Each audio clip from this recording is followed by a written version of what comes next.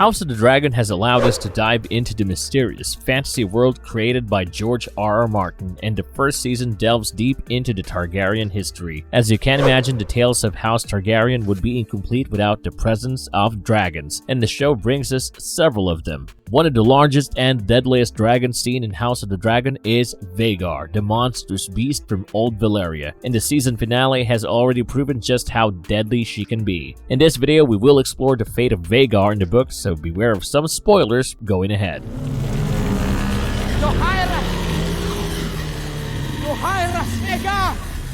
Vhagar has a rich history of brave dragon riders. Besides being one of the rare female dragons, Vhagar was also around for a very long time. This meant that there have been some notable Targaryen dragon riders who had the privilege of commanding her. Her first rider was the sister of Aegon Targaryen, Visenya, and during this time she had burned the entire city of Dorne and had been a part of some fierce battles. After Visenya died, Vhagar was unclaimed for 30 years, too wild and ferocious to be tamed by someone before Balin the Brave succeeded. Later, the mantle was taken up by Laena Velaryon, and finally it was Prince Aemon Targaryen who paid a great price to ride the strongest dragon in the world.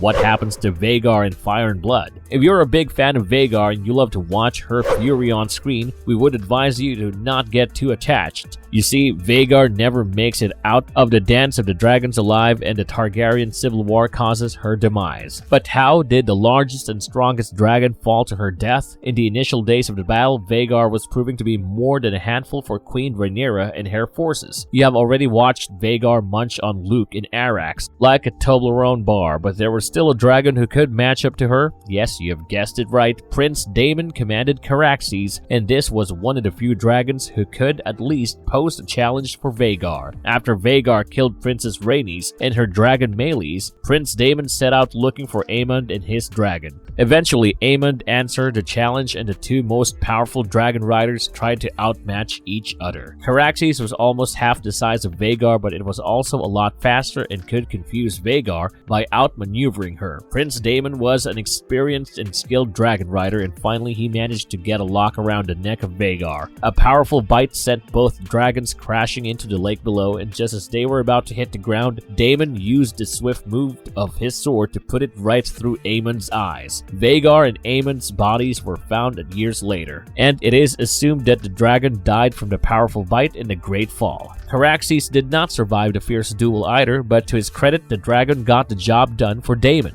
Vhagar remained like a hero during her stay, and she also went out like one, easily one of the most legendary dragons of all time.